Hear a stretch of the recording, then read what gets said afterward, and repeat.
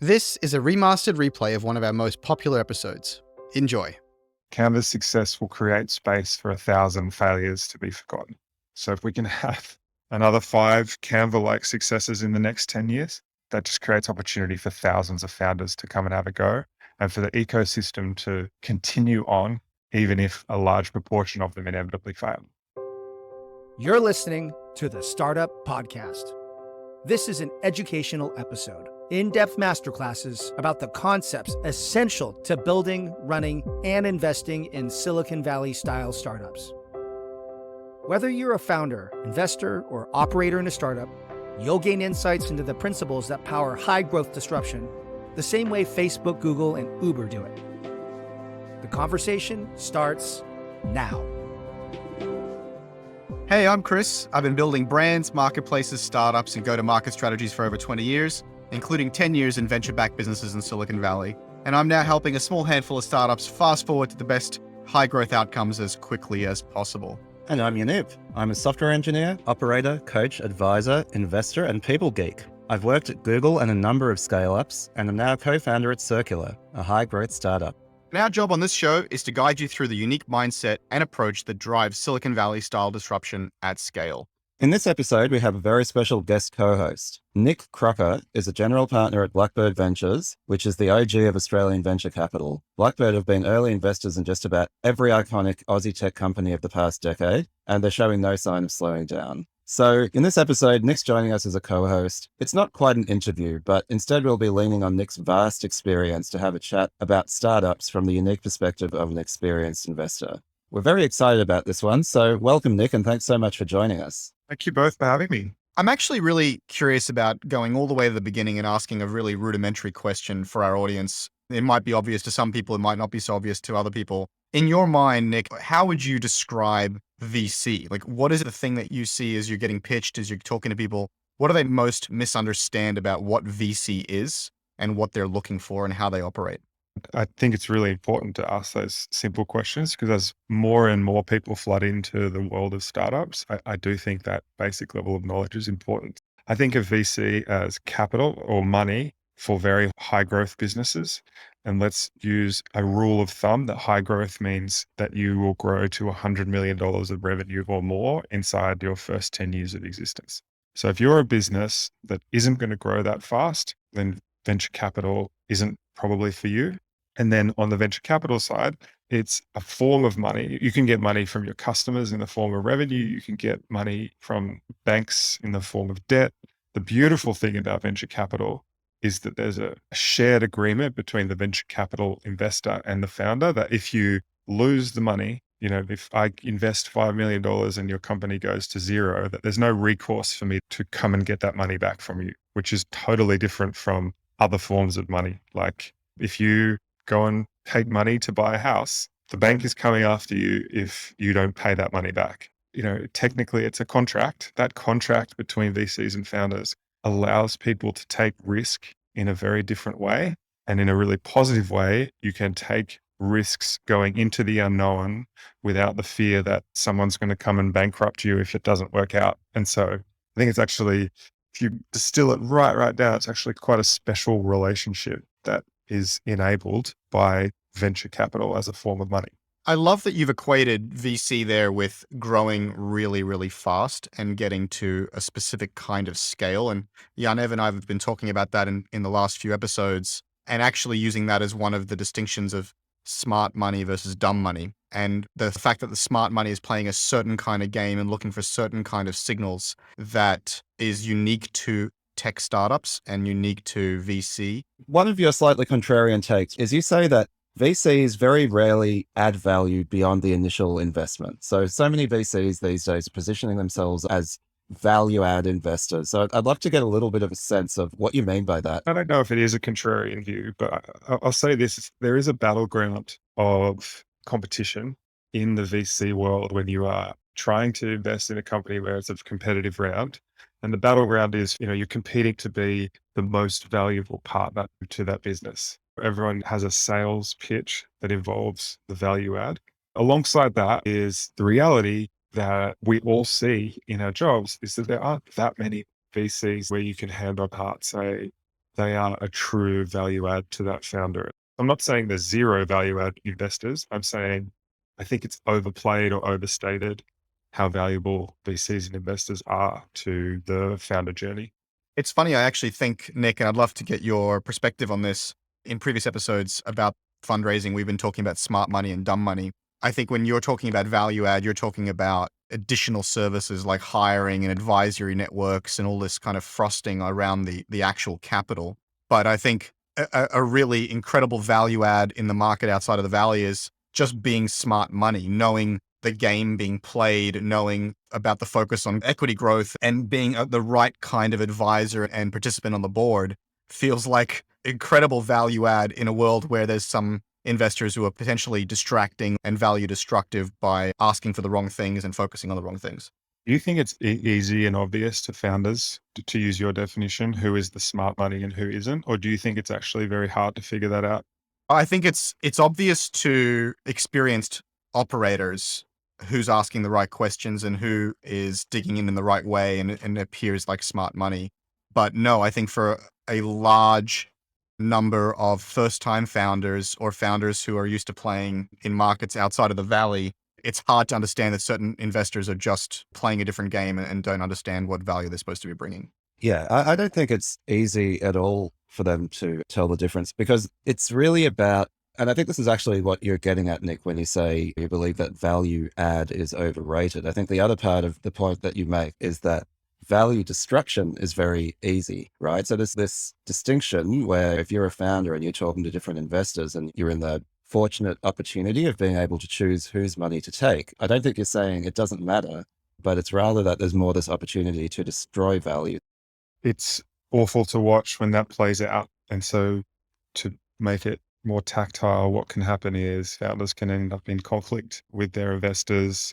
Founders can end up in relationships that are dysfunctional. Founders can waste energy trying to manage the board to outcomes that should be obvious. Founders can waste time going down rabbit holes of compliance or customers or approach or strategy that ultimately wastes their very limited time. So I actually think there can be exactly what you said. There can be a huge amount of VC value destruction that happens. I would say within Australia, it's generally a very high quality community and generally a very high integrity community.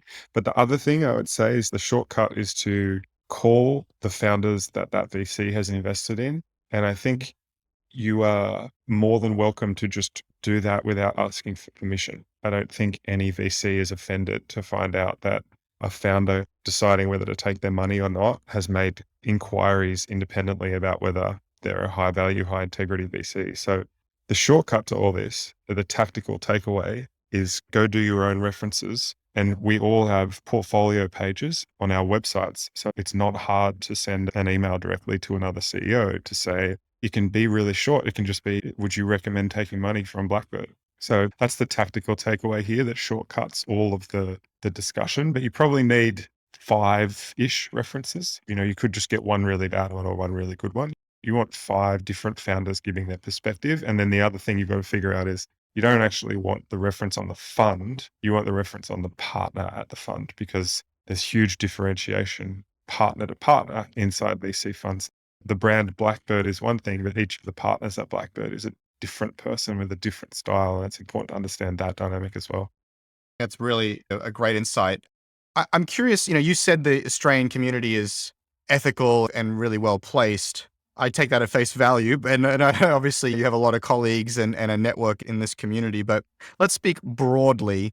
Why do you think there isn't more smart money or sophisticated money in the Australian community and broadly outside of Silicon Valley? And there are these investors who are using the same terms, but not focused on the same outcomes and the same growth objectives. I guess a question back to you, just to frame it up, is do you believe that there isn't enough smart money in Australia? Like I would actually take the opposite view that there's more than enough.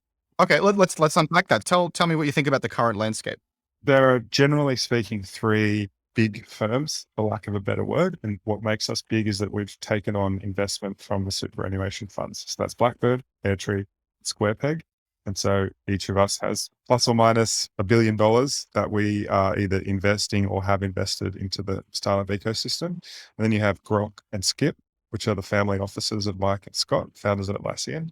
And so again, very plus or minus, there's $5 billion of money that's out there to be invested into startups across 5 of the biggest firms in the country. I should add Main Sequence as another of the large superannuation-backed funds. So there's called $6 billion out there. That to me feels like a lot of smart money, but I'm open to maybe my definition is different. Okay, so I think it's less about there not being enough smart money, but that there's also quite a lot of dumb money. And it goes back to that discussion we were having before about it being difficult for founders to often distinguish between those things. There are a lot of founders out here who are talking to a lot of angels and family offices and syndicates, and they're asking questions about enterprise sales and revenue and focused on Australia and no, don't go international. Like they're just giving them all the wrong advice. Obviously, dumb and smart money goes along a gradient. I think what is quite common now is non-stage appropriate questioning and a level of risk aversion to a company that's raising a seed round. And, sometimes it might be a question of, okay, they're passing and they just want to make up some reason to pass and it's not the real reason, but they're like, oh, there's some risk in this investment, so we're not comfortable making it. And it's like, dude, the whole game here is about Right. taking intelligent risks. And so they're always looking for the thing that they're not comfortable with rather than all the things that they are comfortable with. So that's one thing. And also, asking questions about things like forecasts and really detailed unit economics and 2-year plans and stuff at a seed stage. So you see quite a lot of that where I'm like, I feel like you're not asking the right questions. I think that the worst one, which I've seen less of, but in my mentoring and coaching I've seen, is the ones who want to take a lot of control. The sort of traditional view of investment is you put money into a company and then you exercise control to make sure that that company is being a good custodian of your money. And that's not really how venture capital works. I've seen an investor try to take maximum positions on the cap table. And it's like, what are you doing? How are you going to raise another round against that cap table? This kind of crap's happening all over the place. I think that, Nick, you were talking about this, that, good venture capital, it's a partnership, right? You think of your cap table as this thing, and Chris and I have talked about this in previous episodes, where you want to have the right balance and the right alignment of incentives. And the game isn't like who can screw the other side the most. The aim is how do we all get an appropriate size piece of the pie for our contribution and then work together to make it a fuck off big pie. And I think there's much more of this zero-sum thinking. Maybe what's happening, Nick, I think is, you're running in these really great circles with really great deal flow from really great companies and really great co-investors. But there is this kind of great unwashed mass of people who are running into a lot of shit. Yeah, I think that's a great perspective that I'm taking away from what you both just said, is that there is just a huge pool of people, and I'm probably not as exposed to it because, we get exposed to other investors in particular through the investments that we've already done. And part of it is founders having leverage. And if you're a new founder just coming in, you have no leverage and all money appears to be the same. And it's really not. So it's a great perspective. And it's a great reminder that still exists out there. And everything you said, I really agree with. And, particularly on the point of partnership. And I think one thing that is really misunderstood about success in venture capital is success looks like owning a really meaningful piece of the best businesses. But with large ownership comes a large responsibility to deliver an experience and a partnership that founders value. It would be a failure state if a founder looked at their cap table and saw that Blackbird owned X% and they looked at that and said, oh, they haven't earned that, or they've got more than they deserved for that. That would just be, it's almost like my worst nightmare. The interesting thing is, though, that I think some of the money that we're talking about would value their money very highly and look at a 51% stake on the cap table at a seed stage and feel very comfortable with that, almost with the attitude of like, well, yeah, you can't build your business without me. I should have a 50% stake. And first-time founders, inexperienced founders might look at that and go, oh, I guess that's the price of, they're thinking of it in traditional business terms of having a partner in their business versus having a VC style, Silicon Valley style investor. And so a lot of the founders and investors in this other tier are coming at this from the point of view of very traditional business economics and structures. And so even Nick, when you're saying in the abstract, looking at your cap table and wanting to feel good about that, people don't even know what feeling good means because they don't have comparables. Yeah, 100%. If you knew, maybe 51% sounds like a good number. But again, tactically, most founders will give up between 10 and 20% of their business at each funding round and at increasingly higher valuations. So again, tactic for any founder listening is if an investor is asking for more than 20% of your business at the funding round, something's probably wrong. One of the fundamental understandings, I think, of the game being played with venture capital and high growth startups is it's an iterative game. There's a reason why you have pre-seed, seed, Series A, Series B, and so on. And it's not just a question of, oh, you've run out of money and you've come back for more, which of course that's an element there. But what you're saying is that you have different stages of the business and that the VCs are basically making calculated bets at each stage that you can get to the next stage. Right. And it comes to all of these things, smart money, dumb money distinction is really about, in my view, understanding the iterative nature of the game, right? Which is if you take too much equity now, then you screw future iterations. And if you screw future iterations as an investor, you're screwing yourself. Similarly, control comes from the fact that you're not giving all the money that's needed to achieve escape velocity in one go. You give enough to reach the next stage of the game.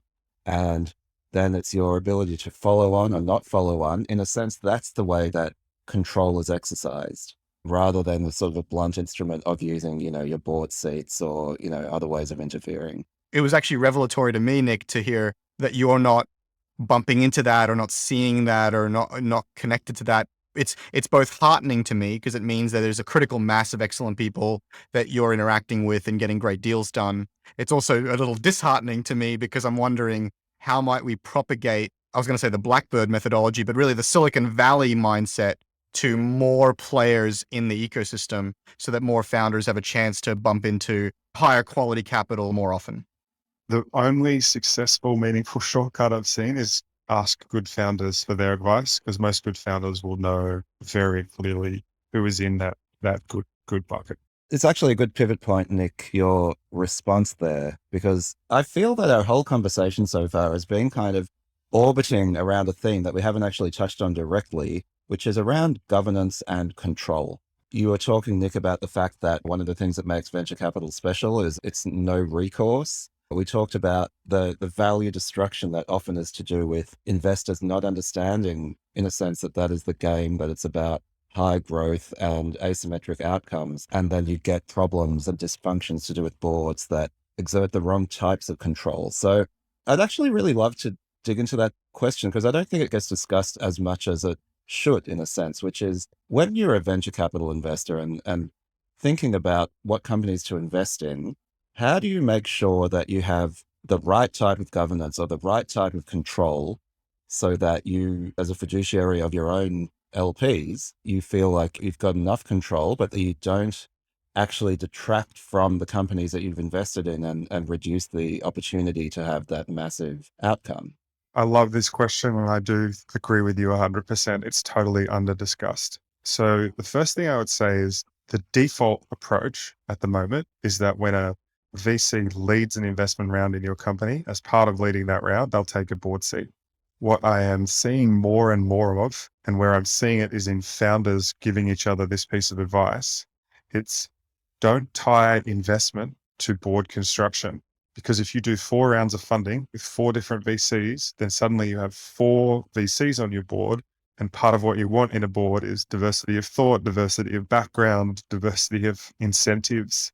And you don't get that when you have this homogenous all VC board. So what I'm seeing more and more, and I'm not like talking about this hypothetically, this is specifically what happened when Benjamin from Dovetail asked Didier for advice. Didier being the CEO of CultureAmp, Didier said, don't tie funding rounds to board construction. And so when I led the Dovetail seed round, I didn't take a board seat. I took an observer seat.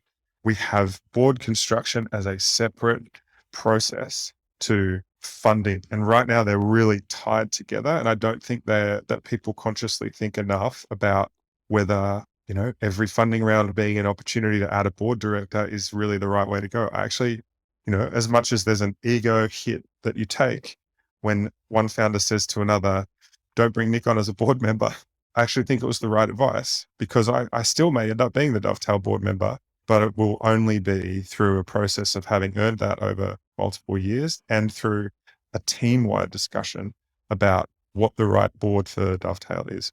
I think the other thing that's just super fascinating is something we say internally at Blackbird is that the contract is actually the relationship.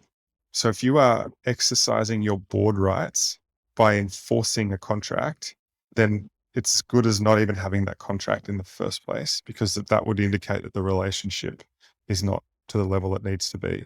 All of your ability to influence positively the outcomes that you're seeking in the company comes from the relationship that you build with the founders. So I love the governance discussion, super under discussed. I think, again, to bring it down to founder tactics, the founder tactic is to not bring on directors as part of funding rounds. I'm not saying directors are a bad idea. I'm saying be very conscious about who is a director on your company.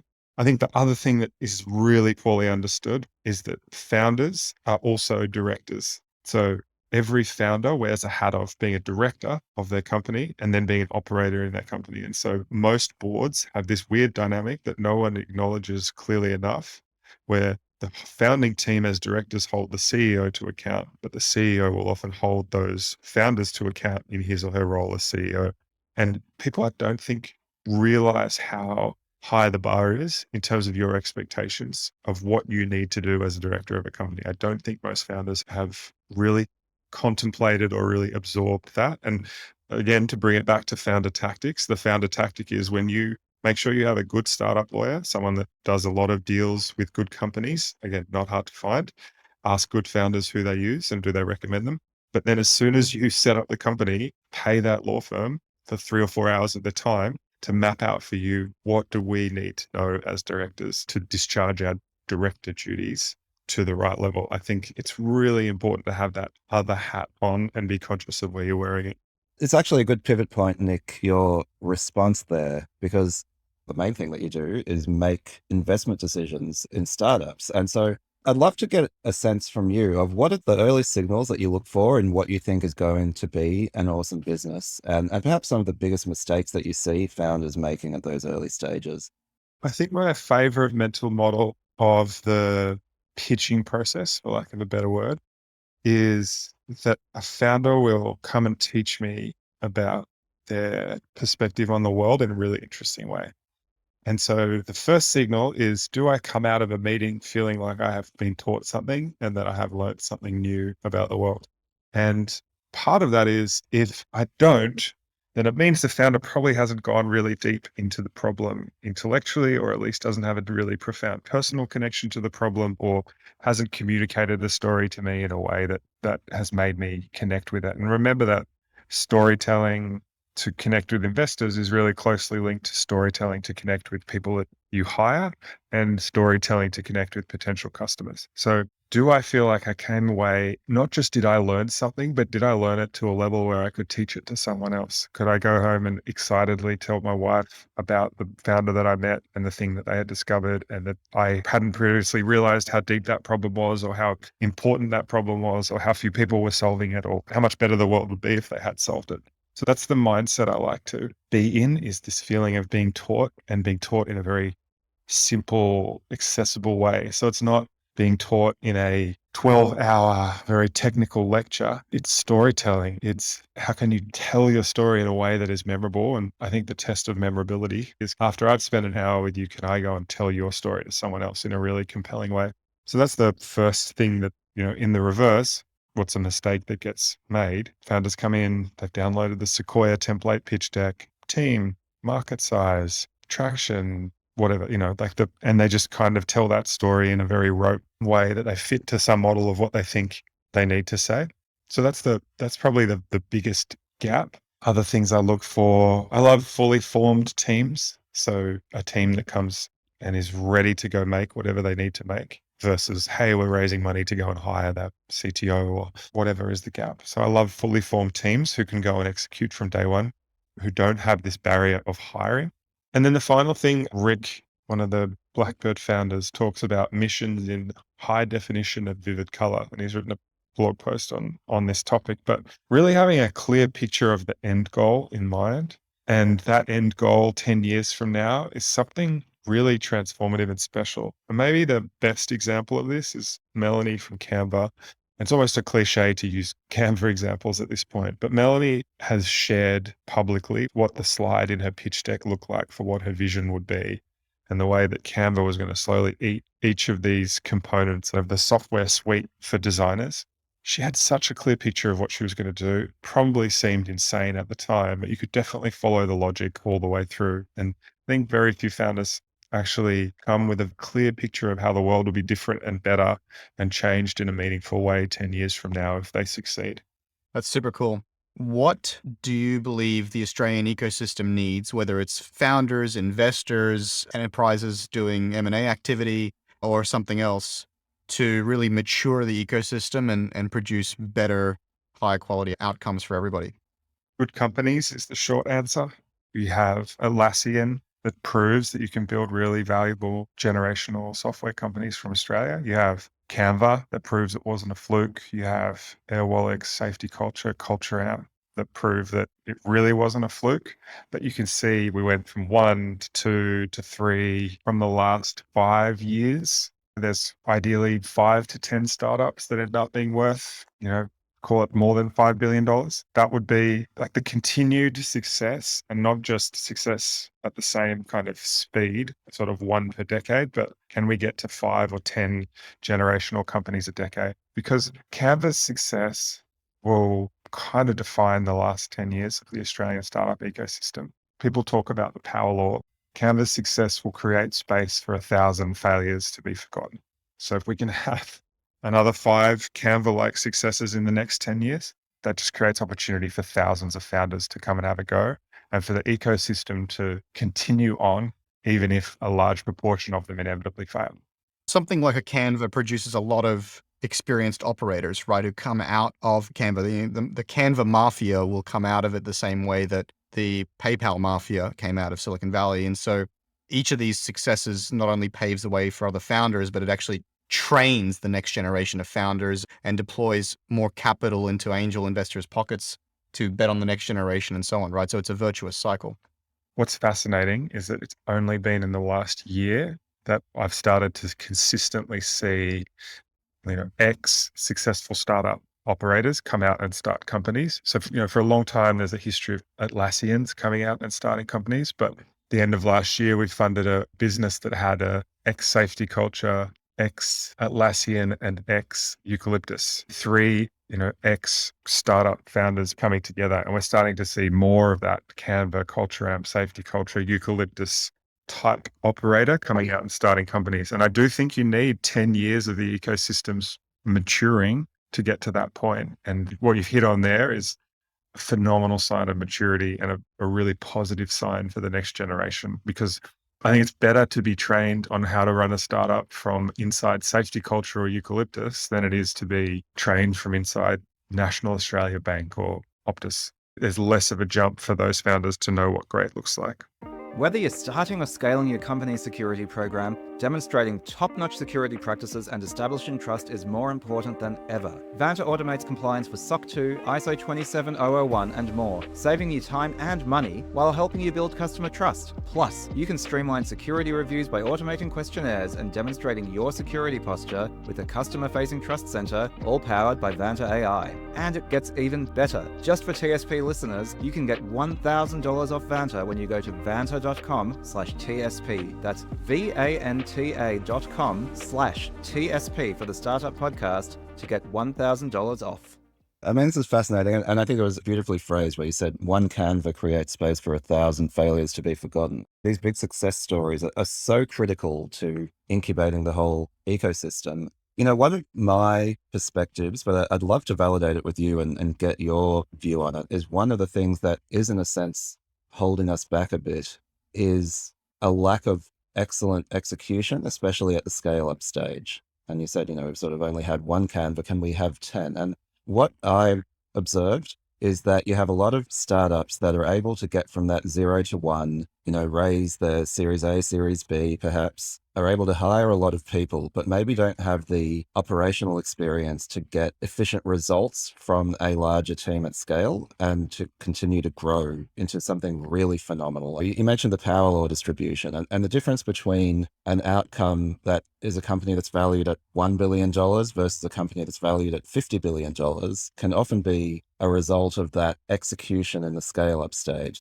Absolutely right. So 10 years ago, what was lacking was capital. You had to go to the US to find that capital. That's no longer the case. There's a lot of capital here in Australia. What is lacking now is this deep bench of people that have scaled a business from, let's say, 10 to $100 million of ARR, and they've done it 3 times in 3 different ways. We don't have that talent pool in Australia. I would say we do have Australians in the great companies in the US. And so increasingly, I'm seeing people going out and poaching Australians out of these great US success stories. And often there is a desire for them to come back. Often a life change, either kids or parents getting older will be a life change come back. But it's still a thin pool of late stage talent. And what I'm seeing is people just need to go to the US to go and get it. And this is great operations people, great sales people, great marketing people, great revenue people, great finance people, great people. That's where you start hitting a limit of people in the local ecosystem that have done it many times over. And actually there's hundreds, if not thousands of these people in the Valley who've had a decade or 2 decades to roll out the playbook of success at multiple different companies. And so there's definitely a gap there, but it will close as we have more companies grow and have the ability to hire and attract that talent. So I feel good about us solving it, but right now it's definitely not solved. You're right. I very much agree with this. Even in the last 4 years, 5 years since I've come back to Australia, the conversations I've been having and the work I've been doing has been rotating from finding product market fit, nurturing very, very small startups to rotating into scale ups and just helping them understand how to design the org for scale, how to create massive parallelism while maintaining alignment, setting cultural values and figuring out the ways of working of all these new roles and thinking through M&A and moving from product to platform to ecosystem. A lot of these startups have just raised a lot of money or seen a lot of success, a lot of traction, and now there's suddenly people pouring in and opportunity is expanding in front of them. But figuring out how to digest that and operate at scale is the next big frontier. I couldn't agree more. We've had a very specific response at Blackbird to this, which is to hire Robin Denholm as our operating partner. Robin is arguably one of the most successful and experienced scale-up operators, for lack of a better term, that Australia's ever produced. And she has sort of 2 decades of experience in the Valley that she brings to bear on exactly what we just said. So as a firm, we've seen that gap. We saw that, as a founding investment team, we weren't able to bring that experience to the founders we work with. And that was the process we went through in going and bringing Robin on board. I would like some indulgence to get on my soapbox for a moment about this topic, because I agree that things are moving in the right direction and things are getting better here. But I think there is a level of complacency in our ecosystem about how much faster we could get there. Sydney and Melbourne still don't usually rank in the top 30 cities for startups. Obviously, there are different ways of ranking them, and sometimes they bust in. But on a global level, we're still, if not quite a minnow, we're definitely not in the big leagues yet. And I think the opportunity for Australia, for the Australian economy, is really to become a top tier ecosystem. And I think that complacency, that a level of self-congratulation of how much we've achieved actually gets in the way of that. I think we should say that the way things are done here yet is still not incredible on a global scale. And we should be agitating to accelerate the pace at which we improve our ability to operate, and saying that, the way we do things now is actually not good enough. It's a bit too weak. It's something I'm quite passionate about, because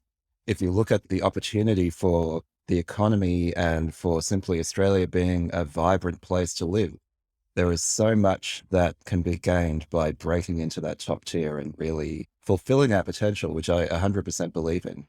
100%. And we have a kind of cultural advantage too, where I think Australia is a very attractive place for people to live and build a life. I do think we are held back in a practical sense by being 12 hours by plane for longer, 24 hours a day by plane from the US and Europe. I think that's always going to be a barrier that we're going to struggle with, but I agree with you. I think we should do more. There's a lot to unpack here, and we've done an episode about the basics of scaling up, but there's a number of things that we can dig into more deeply in the next few episodes, I think. And as you see some of these companies scale up and start to hire, they also tend to absorb a lot of the cultural quirks and nuances coming out of traditional businesses, agencies, IT companies, and they start to conflate and confuse job titles. There's a lot of opportunity here to really start bringing in some of the best practices from Silicon Valley, the best kind of job titles, ways of working and structures. And I agree with you, Yaniv. We've touched on this in a previous episode around the tyranny of low expectations. Some of these companies can be going much faster and actually ending up much larger. And we've also laughed at ourselves that we're looking down at, multi-billion-dollar companies here, but there is actually a way to accelerate those trajectories and do even better. And so it's a very exciting opportunity over the next 5 to 10 years for the Australian ecosystem and the ecosystem at large. Couldn't agree more. So let's pivot a little bit, Nick. I know you've got a few thoughts on just general things that were top of mind that you shot over that I'd love to talk through. So this is a little bit more rapid fire, I guess, but we can still have a discussion about these things. So the first thing you mentioned is early stage startups are probably overvalued right now, but it doesn't matter. So what do you mean by that? Look, this was more true last year in Q4, probably slightly less true now. But early stage startups are raising funding rounds at 20, 30, 40, $50 million valuations when they're just ideas. I think that probably doesn't last because I just think, for a company to go from 50 to $500 million, investors will only make 10 times their money. So I think those really, really high early stage valuations probably come down a little bit. But I also think anyone that spends too much time worrying about our valuations high or low, it doesn't really matter whether you invested at 50 million or 4 million or 500 million, Canva was still an amazing investment for you. And so in the success case, the specifics of the valuation, the plus or minus $2 or $3 million of valuation just doesn't matter. And it's probably great for founders, which is net great for the ecosystem. And if the ecosystem's healthy, then there is a rising tide lifting all boats component to that. So I do think valuations are really high at the moment. I think they're coming down very fast, especially at the later stages. I think it doesn't really matter. I just want to put a little ad in here for Blackbird. If you're looking for smart money versus dumb money, look for investors who talk like Nick. I spoke to Max recently, Nick, in your team, and just the kind of level of sophistication from both of you versus some of the other early stage investors that I bump into is kind of night and day. So I really encourage founders to be paying attention to the last few episodes, what to look for, and the way Nick talks about this stuff, and find investors who are looking at the world in the same way. It's just absolutely incredibly important for your business.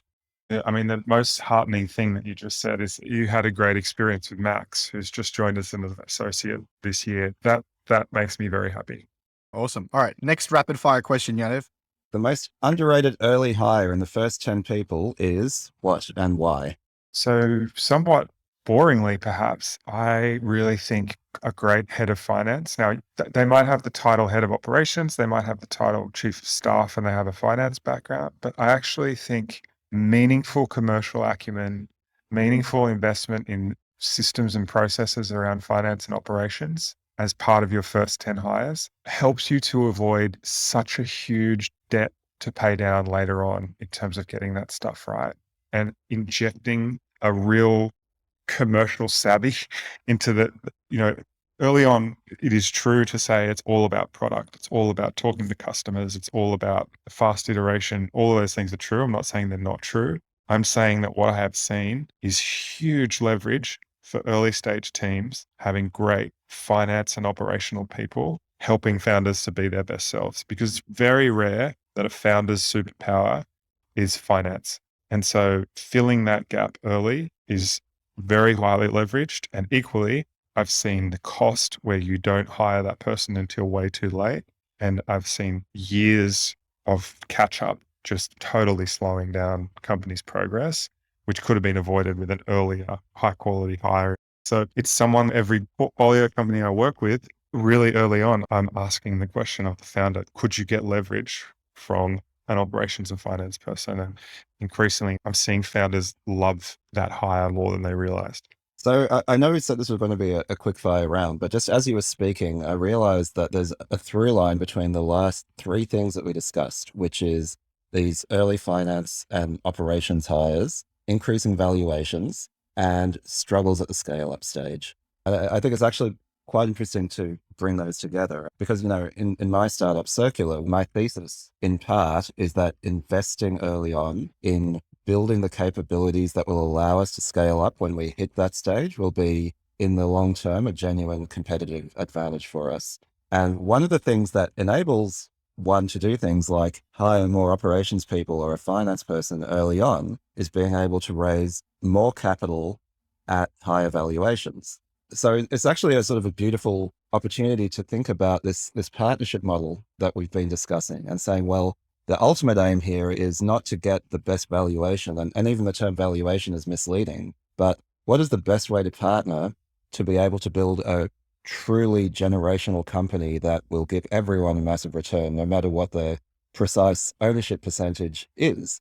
And I think, this availability of capital allows startups to both move really quickly while at the same time laying the foundation for that next stage. So to be lean, yes, but not to be so scrappy that you end up like the dog that caught the car when you've got that traction and suddenly you have a lot of trouble keeping up with it. The test that I've used for this is how quickly after the month ends can you pull together all the key data on the business's performance? And I think if that answer at the early stage is anything longer than 72 hours, I think you are creating debt for yourself without realizing it. And so something I really push for in companies that I partner with is send an update as soon as possible after the end of the month, not because there's anything particularly important about that particular day, but because it will enforce a discipline on your whole team to have the data that you need at your disposal quickly. Because if you think about it, when you're making decisions, you can't be making decisions on 6-week-old data. You want something up to date and easy to access. So I love that discipline and I love that clarity. And, if it's not obvious to founders from day one that it's important, it's my job to kind of make the case for why it's important. But you set the bar low, Nick. I'd like to have real-time data. Speaking of hires that are important or not, I'm curious your perspective on product. You mentioned product is important. Where do you see hiring strong product leadership in that stack rank of things in an evolving startup? It's either in the CEO or it's in the CEO's co-founder. And that's it's not someone you can hire in junior later, would be my personal biased view. Another thing that I see very often, and again, it might be in a different pocket of startups, is founders or co-founders who are not experienced in building products, who think they're missing a CTO and don't understand actually what product management or product is. So they end up operating for many, many cycles without product management. And even actually founders of scale-ups, household names that we can both rattle off, where the CEO fancies themselves a product manager, but actually there's an enormous thrash and prioritization pain going on because of the lack of strong product leadership. Is that something you're seeing, or is that something you haven't really encountered? I'll maybe just flip it to the positive, that the best companies that I had the opportunity to work with have in their DNA, in their founding DNA, this ability to, I haven't come up with a better way of describing it than imagine things and then build them. And so most founders aren't that good at imagining things with real clarity. And even if they could, they can't build it. But if you can do both, if you can imagine what needs to be built with real clarity and then go and build it quickly into a high standard, it's so oversimplified to focus on those two things, but it's actually incredibly clarifying when you apply that lens across any portfolio to the successes or not. I think that imagine and build combo is way more rare than you'd think.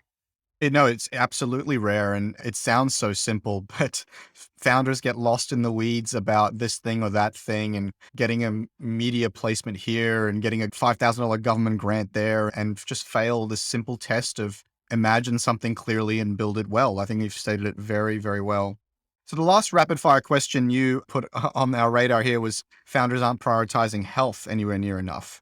Tell us a little bit about your thoughts on that. I think the starting point for that is that people underestimate how difficult the life or the role of a founder is. I think most people's mental model of being a founder is that it's 1 or 2 times harder than having a normal job. But I think it's more like 10 to 100 times as hard as having a normal job. And so if that's true, then what are the systems that you can put in place to protect yourself from the damage of being in a job that's 100 times harder than a normal job? And so at the baseline, there's a biological answer to that, which is sleep well, eat well, be physically active, and have a mindfulness practice. And then on the infrastructure side, it's have a counselor, have a coach, have a chief of staff, have an EA, have a support group around you that you build such that you can spend as much of your week at your best and not tired, unhealthy, unhappy, distracted mentally, or all of those sorts of things. And I have again, it's really cliched to talk about, but I really love sport. I've had the opportunity through this job to get to know a number of elite athletes. And I look at the way that they dedicate so much time, not just to playing the game on the weekend, but to preparing themselves to play well. And I think there's a huge amount for founders to learn in the preparation and the pre-work that goes into being your best self. And I'm shocked actually at how productive founders are, despite how brutal they are on themselves.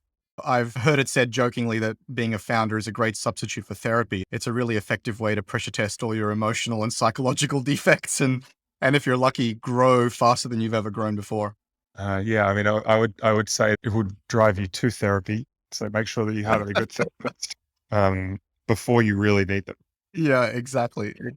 Yeah, I agree with that. That's like saying that having a dysfunctional relationship with your parents is a great substitute for therapy. It's like, yeah, you're putting a lot of pressure on yourself and you should be adult enough to seek help. I think that makes a lot of sense.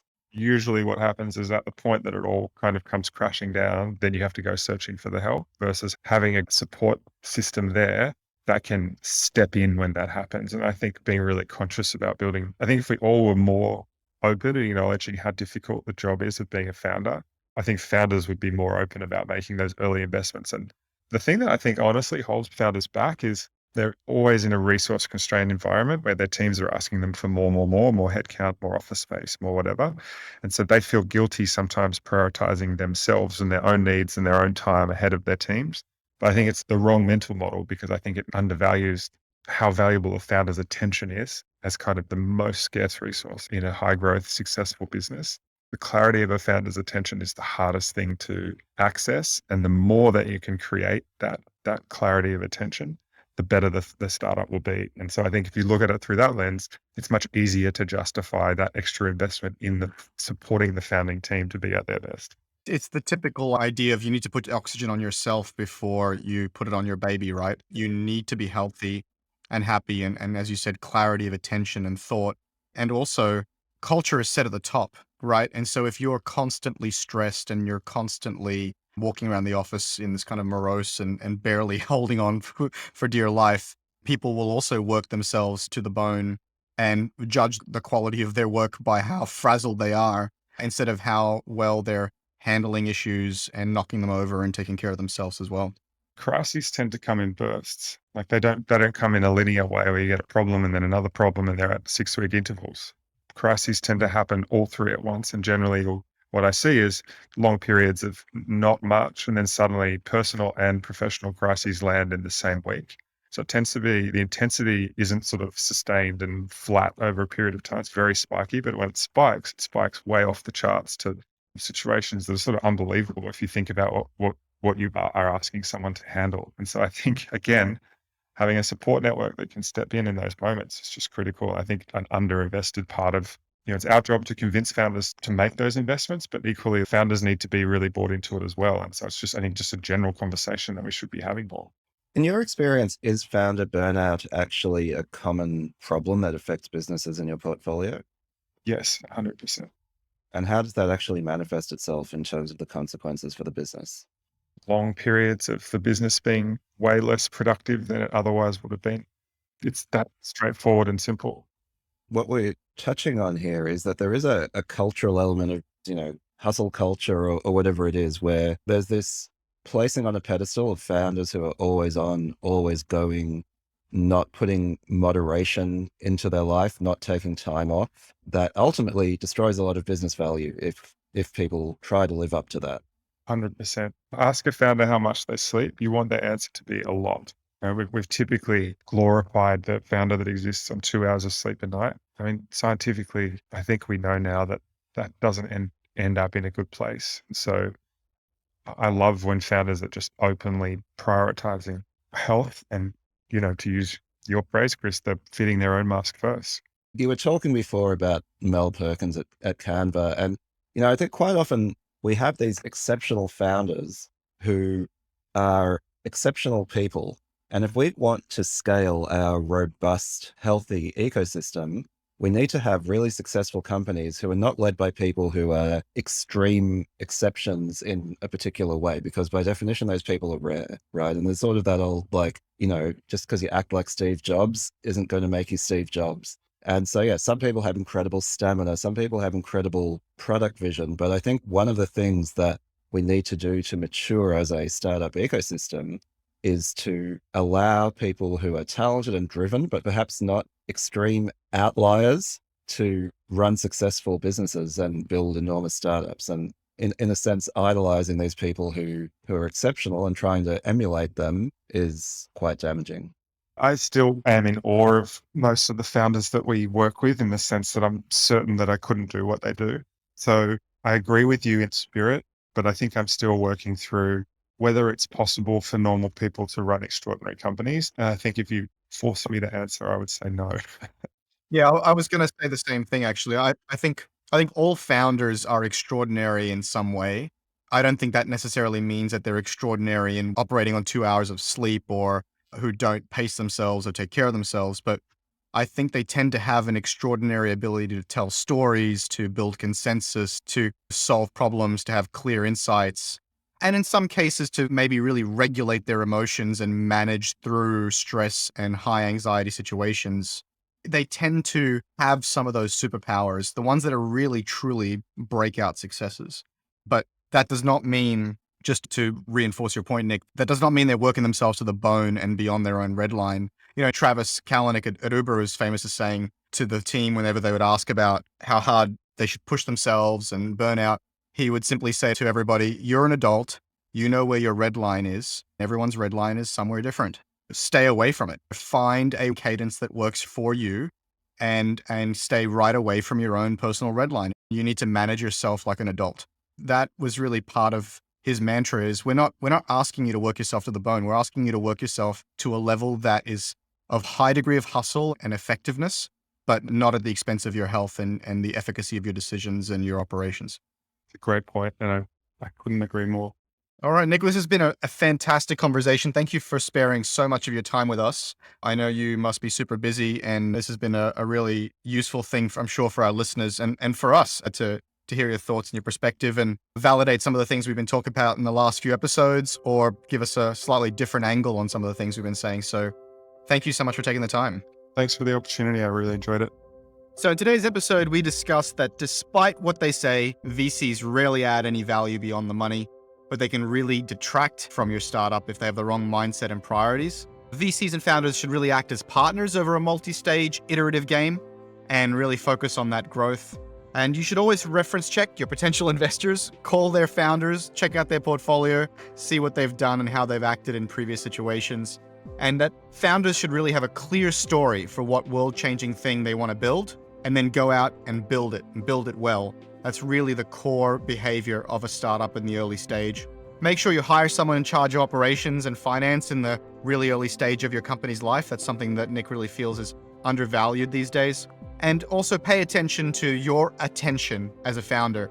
You really need to look after your health and the quality of your attention as your startup grows and as stress and anxiety builds up over time.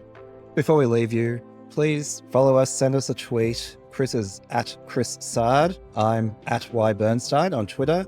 Let us know your thoughts about this episode, start a conversation, and also please suggest topics that you would like to hear in the future. Subscribe to us in your favorite podcast app, and please do rate and review us. Thanks so much. See you next time. Today's episode of the Startup Podcast was brought to you by Vanta. Vanta automates compliance for SOC 2, ISO 27001, and more, saving you time and money while helping you build customer trust. Plus, you can streamline security reviews by automating questionnaires and demonstrating your security posture with a customer-facing trust center, all powered by Vanta AI. Over 7,000 global companies already use Vanta. Why don't you? Get $1,000 off Vanta when you go to vanta.com/TSP. That's VANTA.com/TSP for the Startup Podcast to get $1,000 off.